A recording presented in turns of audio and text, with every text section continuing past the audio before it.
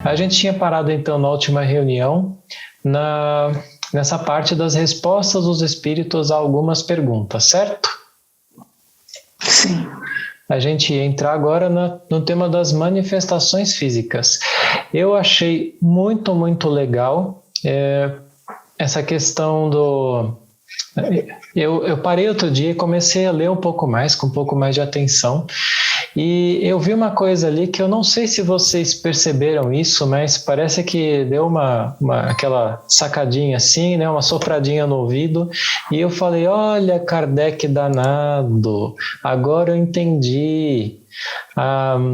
Porque assim, a gente sempre diz, né, que a base da doutrina espírita está na questão da concordância universal, certo? E a gente sabe que Kardec, quando ele fez, ou ele elaborou o Livro dos Espíritos, né, quando ele iniciou aquele estudo, ele fez principalmente com base em poucos médiuns. A gente sabe que eram médiuns psicógrafos automáticos, né, ou mecânicos, melhor dizendo, porque ele tinha uma confiabilidade maior nisso. E aí me veio aquela questão, mas poxa vida, se ele fez aquilo com base em um médium, ou em um ou dois médiums, né? E aquela primeira parte do Livro dos Espíritos, aquela primeira edição, onde é que estava a concordância, né? Onde é que estaria a concordância nisso tudo? E aí eu comecei a ler essa parte das manifestações físicas, e eu entendi assim, que a Revista Espírita foi justamente o ponto em que ele buscava ainda mais essa concordância em todas as partes. Era daí que vinha a fonte, talvez primária, eu não digo primária, mas as fontes auxiliares, né, dos temas que ele já havia tratado com a espiritualidade, com o apoio daqueles médiuns, que foi para o Livro dos Espíritos. E com a Revista Espírita, ele começou a receber de todas as partes os diversos relatos, onde ele verificava o fundo, né? Ele separava os relatos, verificava aqueles que eram mais interessantes, naqueles que eram, ele ia atrás de saber quem eram aquelas pessoas, como que elas... se havia um interesse ali atrás ou não, tá? Eu já volto para vocês, porque eu me perdi com a tela aqui, mas eu vou desfazer a bagunça toda. Mas então, ele verificava a seriedade daquela origem. Então, ele fazia essa análise de concordância. Eu percebi isso porque ele fala nas manifestações físicas que aquilo que ele recebia lá de outro lugar da Europa ou dos Estados Unidos tinha uma concordância muito grande com aquilo que ele mesmo ouvia ali, né, ou era transmitido para ele através dos espíritos. Por favor, quem quiser fazer alguma adição aí, faça para me ajudar, que aí eu vou voltar minha tela para o lugar normal aqui. Bom, nessa questão, eu confesso que eu nunca li muito a biografia de Kardec e a forma como a doutrina foi criada, né? Eu vi o filme de Kardec e alguns relatos de alguns historiadores que pesquisaram mais, né? Uhum. Mas até onde eu entendi, sim, ele focou mais em 3 médiuns da região dele, né, de León, né, mas ele enviava cartas com as perguntas para médiuns de toda a Europa, até onde eu sei, né? Uhum. Ele se baseou mais nas meninas, né, que eram 2 gêmeas, uma coisa assim, né, uma mulher que depois ficou ofendida porque não recebeu direito autoral e tinha a personalidade bem difícil, né, que ele conta até em um livro da DE posterior, né, enfim, foram 3 ou 4, uma coisa assim, mas ele a todo tempo mandava cartas para vários médiuns de confiança dele que começaram a se dispor, né? Então, acho que aí que foi o controle universal. Evidentemente que ele focava mais em quem estava perto, né? Quem dava as dicas, né? Eu acredito que ele se focava muito, né? Mas eu acho que assim que não foi só 3. Eu acho que nem tão 8 nem tão 80, né? Não, é que porque quando eu disse assim, questão de 3, eu sei que eram poucos médiuns, né? No Livro dos Espíritos, ele diz, eu não lembro direito se é na Revista Espírita um pouco mais para frente, ou se foi em outro lugar, depois eu recupero isso direitinho, né? Mas que ele teve uma ajuda maior, né? Principalmente de 2 irmãs que elas estavam na adolescência, perto de 14 anos, né? Ele, claro, não simplesmente acreditou nelas, ele verificou tudo aquilo que ele tinha que verificar, né? A procedência da família, se havia interesse e tudo mais, mas pelo que eu vi foi isso, né? Principalmente aquelas 2. Depois teve uma revisão, né? A própria espiritualidade pediu para fazer uma revisão naquilo tudo e ele fez com alguns outros médiums. E aí eu sei, né, dessa questão das cartas que ele enviava, mas é que tá, até aí nunca tinha ficado muito claro. E a Revista Espírita eu percebi que ele recebia muito ele se utilizava muito para isso também, né? Diga, Sim. Ariane. Posso falar? É o seguinte, eu acho o contrário. Eu acho que para ele fazer o Livro dos Espíritos, agora foi. Para ele fazer o Livro dos Espíritos, ele usou aquelas 2 adolescentes, meninas, né? E uma outra senhora e talvez essas cartas, não sei. Mas para fazer o Livro dos Médiuns foi depois que ele começou a Revista Espírita. Então, eu tenho por mim que ele fez a revista como ele pensava, né? Ele fez a primeira edição, a segunda, 1 ano de edição. Aí ele começou a ver que chegava um monte de material para ele dos fenômenos que ele tinha descrito. Aí ele falou, não, eu preciso implementar. Alô? Eu preciso implementar isso. Então, eu vou verificar o que eu recebi.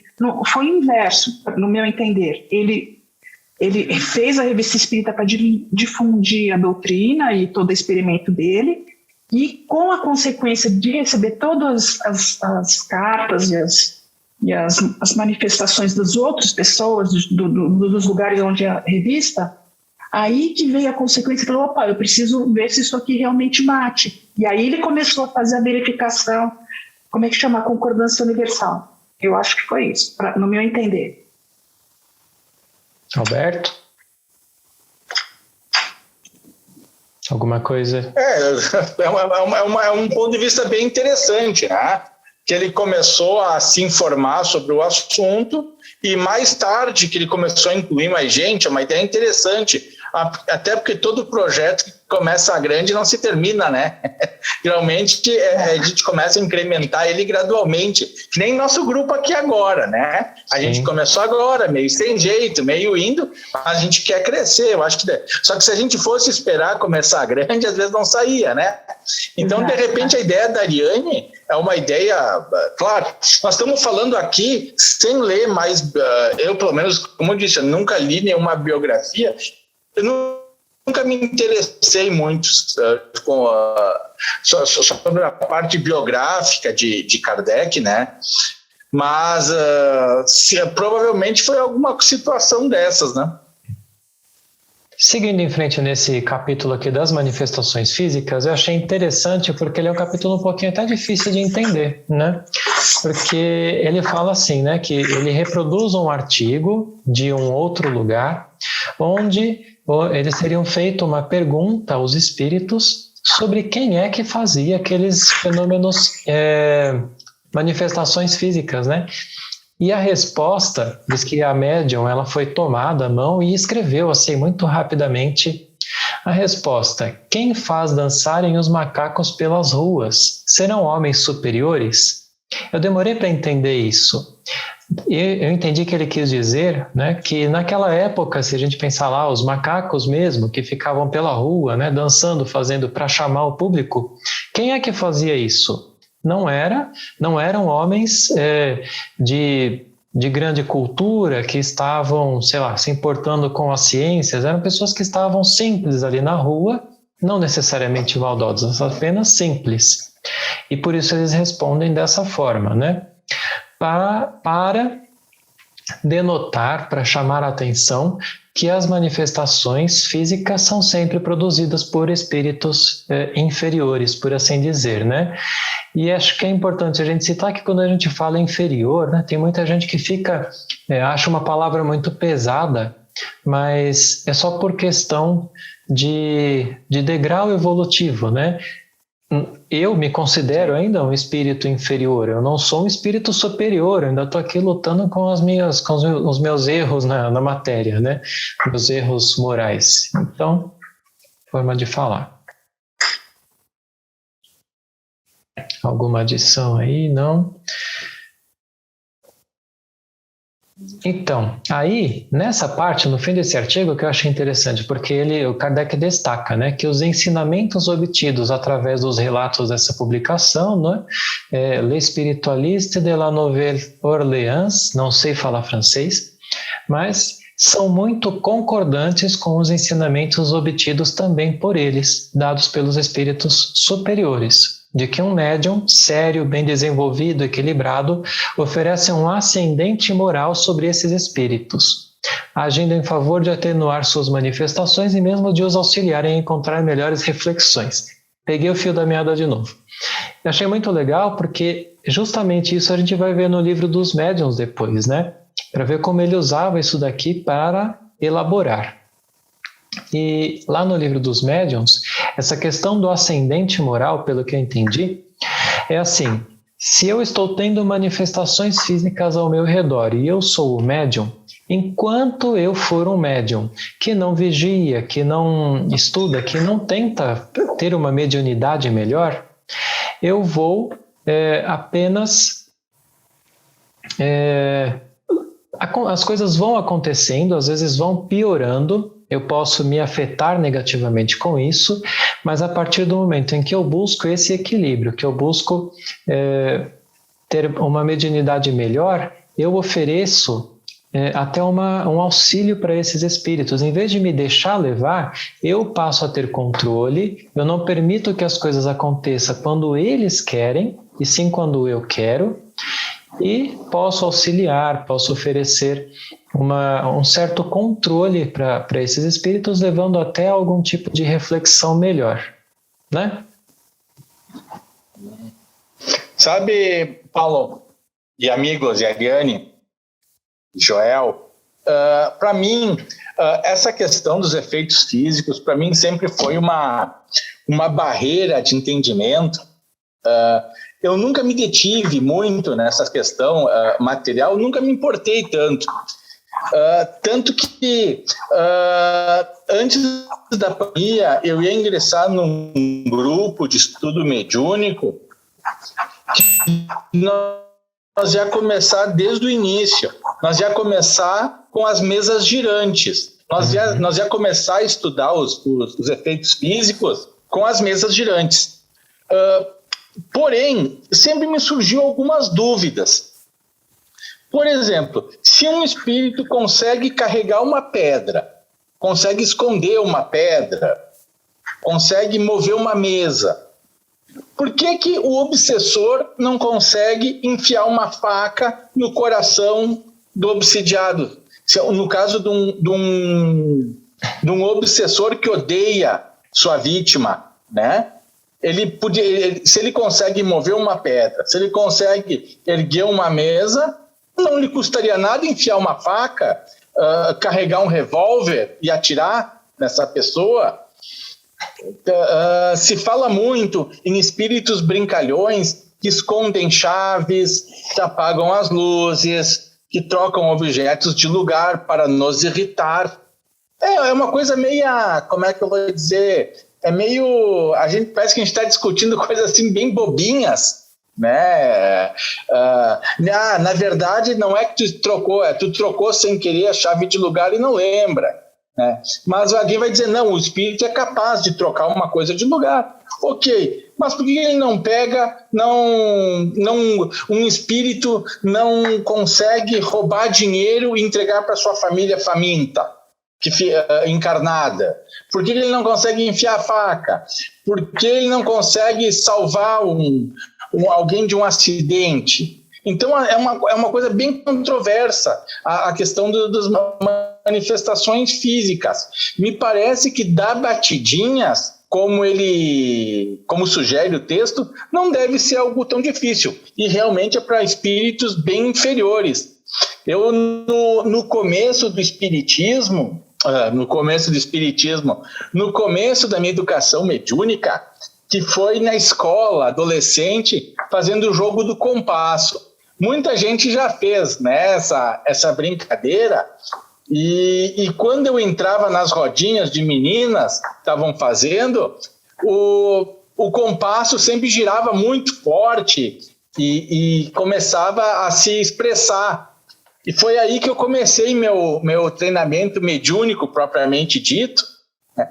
Então, ou seja, se o espírito conseguia mover o compasso com tanta facilidade e chegava ao ponto de eu chegar na sala de aula e o compasso está em cima da minha mesa, como se pedisse para mim, ou seja, eu levava ele no estojo e eu virava os olhos e ele estava em cima da mesa, esperando que eu usasse, não me parece ser tão difícil de cometer atos de assassinato e outras coisas. Uhum. Mas eu não cheguei a conclusão nenhuma, tá? Eu só estou expondo a questão. Né? Gostaria que os amigos me ajudassem, né? Se não for hoje, quem sabe na próxima. Eu tenho uma coisa a dizer aqui sobre isso, Alberto. Nesse mesmo capítulo, essa parte, né? Não capítulo. Ele fala assim, ó, eu vou reler o que está escrito aqui, que eu acho que tem um pouco a ver com o que você falou sobre os espíritos inferiores fazerem coisas acima, assim, que possam prejudicar os outros. Então ele fala assim, ó, não podemos impedir os espíritos imperfeitos de fazerem barulho ou outras coisas que incomodam e mesmo apavoram, que seria o caso de uma faca, né? Uma coisa assim. Mas o fato de estar em contato conosco, que somos bem intencionados, apenas diminui a influência que exercem sobre o médium em questão. Então, se o médium é bem intencionado, a chance de acontecer alguma coisa desse tipo diminui muito, porque ele tem, vamos dizer, a proteção dos bons espíritos, ele tem os bons espíritos ao lado dele. Assim que eu entendo. Por isso que não atentam, não mexem no ataque, no jovem, não matam. Assim que eu entendo. Sim, eu acho que bem interessante, né, a gente levantar essas questões para a gente ir cada vez mais à frente. Eu dei uma lida já no capítulo, ou melhor, na edição de fevereiro, né, de 58, e é bem interessante porque lá tem um relato bastante... Nossa, você fica assim, caramba, será que realmente isso... E aí que entra, né, o grande questionamento, porque a gente pergunta, mas será que isso realmente é possível? Só que a gente sabe que Kardec buscava analisar sempre tudo com muito cuidado, né? Buscando tudo aquilo que a gente sabe, a seriedade, a concordância e tudo mais, enfim. E aí a gente vê nos grupos, né, no grupo do Anderson mesmo, pessoas falando que durante a noite elas sentem tomarem uma bufetada. E há esse relato, parece que não só nesse momento na Revista Espírita. O que eu quero dizer é que eu entendo em parte o que o Alberto falou sobre ser realmente uma coisa que não é o foco. A gente não está estudando o espiritismo para ficar só investigando efeitos físicos, né? Porque o propósito é totalmente outro. Mas, da forma que eu vejo, acontecia e continua acontecendo algumas coisas que talvez mereçam uma atenção, um cuidado e, quem sabe, até um pouco lá na frente, um estudo mais até aprofundado, né? A gente está no YouTube aqui com a Raquel, que está participando lá, ela está no chat, e ela falando que ela já sentiu cócegas. Então, sabe, tem umas coisas assim, tem gente que fala que já foi arranhada. Então, quais seriam os limites? Não sei. Então, os limites a gente não sabe. Mas segundo falou aqui, o limite é porque a pessoa é assistida. Então, o efeito é menor se a pessoa tem bons princípios, boa moral, ou assim que eu penso, assim que ele escreveu. Sim. E é difícil porque tem coisas lá atrás, na época de Kardec, que se falava, a resposta dos espíritos era como eles poderiam entender. Então se falava assim, tem uma pergunta, né, no Livro dos Espíritos, é possível um homem com a ajuda de um espírito fazer o mal a outro? E a resposta é, Deus não permitiria. Então uma resposta que, para aquela época, era como se Deus estivesse ali do lado falando, não, eu não permito que você faça. Agora, a extensão disso, a gente ainda não conseguiu compreender, eu imagino.